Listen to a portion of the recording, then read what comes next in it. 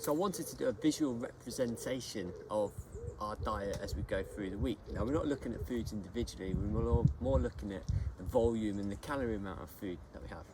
Now typically when you go and you might train with someone, they'll give you about a daily calorie allowance and they'll say this is what you should be having. Whereas the reality is that that doesn't quite actually add up to how your lifestyle is. Typically Saturday, Sunday and Friday generally more indulgent days than others. So what we need to do is start to play around with our food.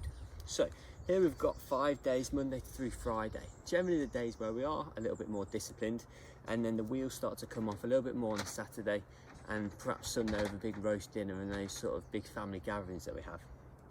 So if we plan to have maintenance calories Monday to Friday and our goal and objective is weight loss and fat loss, then we've got to expect to have the same amount on a Saturday and Sunday.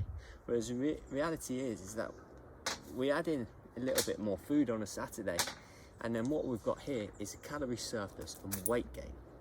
Now what we need to perhaps do is understand that at the start of the week, Saturday's probably going to be a bit more indulgent, and what we need to do is take food away from the other days so that we can at least hit maintenance calories, or if fat loss is the goal, hit a deficit.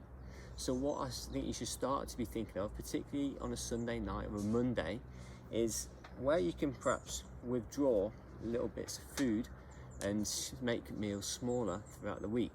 Now if you start to have a little impact on every day, Monday through Thursday, you've now taken away 4, and we're still in a deficit because my Saturday is still using some of these calories up, but not enough to make me go into a calorie surplus.